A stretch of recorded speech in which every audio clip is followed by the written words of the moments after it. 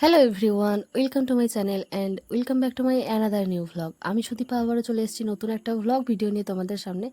আমার ভিডিওতে তোমাদের সবাইকে অনেক অনেক ওয়েলকাম। তো যেদিনকার ভ্লগটা আমি শেয়ার করছি সেদিনটা ছিল 15ই এপ্রিল 2024-এর, মানে আগের ভ্লগটা ঠিক পরের দিনই, মানে আগে আমি যে ভ্লগটা শেয়ার করেছি সেটা ঠিক পরের দিনই। তো এই ভ্লগটা আমি স্টার্ট করেছিলাম বিকেলবেলায়।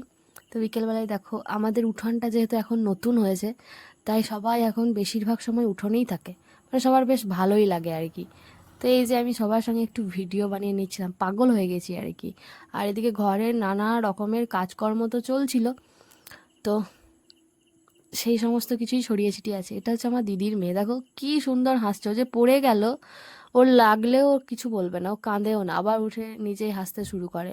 আর আজকের ব্লগটা ওকে দিয়ে শুরু করেছিলাম, কারণ ওর তখন সবে সবে দাঁত গজিয়েছিল আর কি মিষ্টি লাগছিল ওকে দেখতে।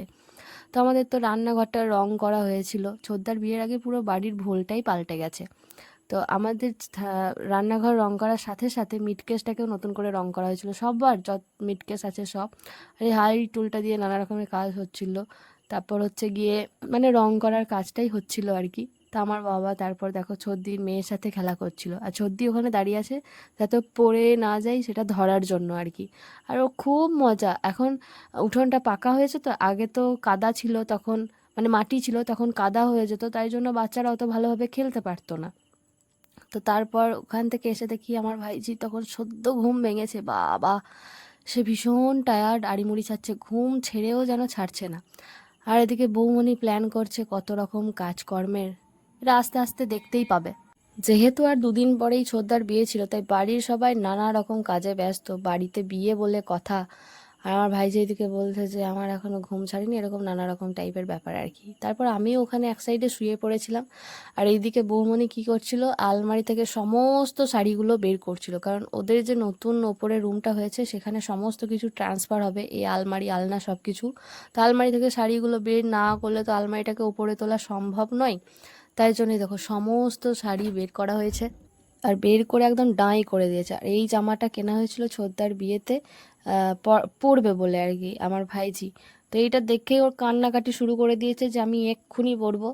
আর ওর একটা ব্যাপার আছে যে নতুন জামা দেখলেই তক্ষুনি পরতে হয়, নাহলে পাগল হয়ে যায় আর কি। তো বৌমনির শাড়িগুলো দেখো, বাপ রে বাপ, একের পর এক বেরোচ্ছে। আর এই কাজ শুধু নিজে একা করছে না, আমাকে দিয়েও করাবে। আর এদিকে আমার ভাইজি দেখবে একটু পরেই কান্নাকাটি শুরু করে দিয়েছে, মা আমি এগুলোই পরবো। আর কত বেরোচ্ছে আলমারি থেকে খাজানা, শাড়ির শেষ নেই, বাপরে বাপ। শাড়ি বেরিয়ে যাচ্ছে তো বেরিয়ে যাচ্ছে। আর এই এই সময়ে না বাড়িতে সববার কাজ ছিল, কত রকমের কাজ। এই দেখো আমার ভাইজি কান্নাকাটি শুরু করে দিয়েছে যে আমি নতুন জামাটা এক্ষুনি পরবো। সবাই বলছে যে কাকুর বিয়েতে পরবি তখন সুন্দর লাগবে, বলছে না আমি এক্ষুনি একবার পরবো, নতুন জামা যখনই দেখে ওকে তখনই পরতে হয়, এখনও অবধি তাই। ও নতুন জামা পরতে ভীষণ ভালোবাসে, আর যখন দেখতে পাবে তখনই ওকে পরতে হবে। আর ঘর বাড়ির সবার যা হালাত, সবাই ঘর বাড়ি গোছাচ্ছে। উঠানটাও দেখলে নোংরা হয়েছিল, সেই সমস্ত কিছু পরিষ্কার করা হবে। তো বাড়িতে বিয়ে লাগলে যা হয় আর কি। তার উপরে বাঙালি মানুষ আমরা, বস আমরা বিয়ের দু তিন দিন আগেই কাজকর্ম করি, মানে বাড়িতে বিয়ে হওয়ার 2-3 দিন আগেই, তার আগে নয়। আর মা এদিকে বৌমনিকে বললো যা এই জামাটা আগে নিয়ে চলে যা। জামাটা নিয়ে যাওয়ার পরও দেখো কেঁদে একদম গড়াগড়ি খাচ্ছিল, এরকম ব্যাপার আর কি। আসলে যতক্ষণ জামাটা দেখবে ততক্ষণ কাঁদবে। আর সমস্ত জামা কাপড় ওপরে নিয়ে যাওয়া হচ্ছিল, তো এটাকেও নিয়ে যাওয়া হচ্ছে। তারপরে এই যে এই জামাটা পেয়েছে, এখন বলছে এই জামাটা পরবো। যাই হোক, তাও ঠিক আছে, কিন্তু ওই জামাটা পরে যদি একবার কোনো কিছু দাগ টাগ লাগিয়ে ফেলে বাচ্চা মানুষ, তখন বিয়ের সময় পরে দেখতে ভাল লাগবে না।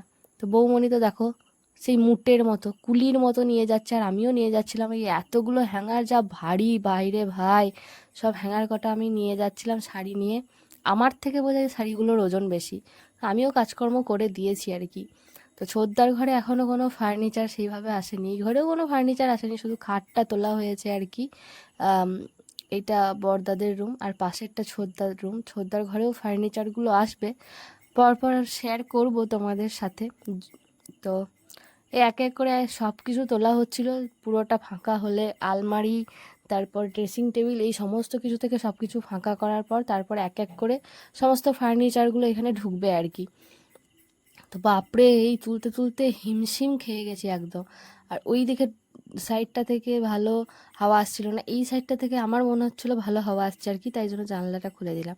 তারপর আরও অনেক শাড়ি ছিল, সেগুলো আমি এক এক করে সব বয়ে বয়ে নিয়ে এলাম, মানে সব নয়, আমি কিছু কিছু করেছি আর কি, যেটা একটু সহজ বলে মনে হয়েছে আমি সেই সমস্ত কাজগুলো করেছি, আর ভারী কাজগুলো যার কাজ সেই করেছে আর কি মানে বৌমনিই করেছে। তো এই তো হচ্ছে খাটের অবস্থা, শাড়ি, বর্দার জামা, আমার ভাইঝির জামা সমস্ত কিছুতে ভর্তি। আর ওইখানটা দেখে কি মনে হচ্ছে বলো তো, বারান্দার যে একটা সেলফি জোন টাইপের। এদিন ঘর দেখিয়েছিলাম, আজকে একটু বাথরুমটাই দেখিয়ে দিলাম যাই হোক, জোকসে পার্ট।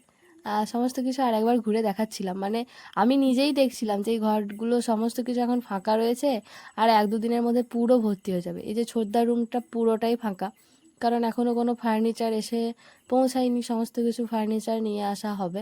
আর এখানে একটা জিনিস দেখো, পায়রাতে ডিম পেড়েছিল, সেটাই বৌমনি খুব সুন্দরভাবে প্যাকেটে তার উপরে খড় বিছিয়ে রেখে দিয়েছে। আর এখানে থেকে তো জামা কাপড় বেরোলো, এবার এই ডিভানটা থেকে বেরোচ্ছে দেখো কী সব, যত রকমের বাসনপত্র, সমস্ত কিছু যা আছে, কাপ, ডিশ, থালা, বাটি, গ্লাস, টিফিন বক্স, ঝুড়ি, যা কিছু থাকে আর কি বাঙালির বাড়িতে, বাপ রে বাপ, এই সমস্ত কিছু বেরোচ্ছে।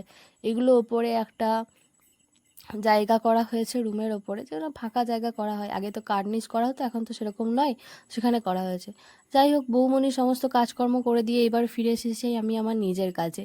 এই যে আগের দিন দেখিয়েছিলাম আমার অর্গানজার শাড়িটা, যেটা আমি ছোটদার বিয়েতে পরবো বলে কিনেছি, সেটার পাড় বসাচ্ছি। তো আমরা নিজেরাই পাড় বসাতে পারি, মা বসাই আর আমিও বসাতে পারি, আমাকে কেউ কিন্তু শেখায়নি, মাকে দেখে দেখেই আমি শিখে ফেলেছি। তো মায়ের একা করতে টাইম লাগবে, তাই আমিও করে দিচ্ছিলাম, আমি তো বাড়িতে ফাঁকাই বসে আছি, মায়ের একা করতে টাইমও লাগবে, বিরক্তও লাগবে, তাই আমি করে দিচ্ছিলাম। আর মা তো ওইদিকে সবার সাথে একবার করে গল্প করছিল আর করছিল, যেহেতু মা আর আমি করছিলাম তাই খুব তাড়াতাড়ি হয়েও গেছিলো। আর ওই যে মরণকালে ওষুধ খাওয়ার মতো ব্যাপার, এটা আমাদের বাঙালিদেরই হয় আর কি, যে বিয়ের 2-3 দিন আগে এই সমস্ত কাজকর্ম করছি, মানে ভাবা যায়। এখনও মায়ের শাড়ির পাড় বসাতে বাকি আছে, ওটা পরের দিন, মানে ওটা বিয়ের আগের দিন বসানো হয়েছিল, মানে এইরকমই লেজেন্ডারি মানুষ আমরা, আনবিলিভেবল, তোমরা বিলিভ করতেই পারবে না। যাই হোক, সেদিন ওই কাজকর্ম গোছানো গাছানো এই সমস্ত কিছুর মধ্য দিয়েই আর কি দিনকাল গিয়েছিল। কারোর বাড়িতে শাড়ির পাড় বসাতে হলে আমাকে অবশ্যই জানাতে পারো, আমি সেখানে হাজির হয়ে যাব। ভালোই কাজকর্ম করি ভেবো না, আসলে আমি টেলারিংয়ের কাজকর্ম, হাতের কাজকর্ম, মানে হাতে যা সমস্ত কিছু কাজকর্ম হয় মোটামুটি সবই পারি, কাঁথা স্টিচের সেলাই করতে, পেন্ট করতে, ছবি আঁকতে, এই সমস্ত কিছু সবই পারি। যাই হোক, এই ছিল সেদিনকার ছোট্ট একটা ভ্লগ, আবার দেখা হবে নতুন ভিডিও নিয়ে, ভ্লগ নিয়ে, বিয়েবাড়ি। ততক্ষণের মধ্যে টাটা, রাধে রাধে।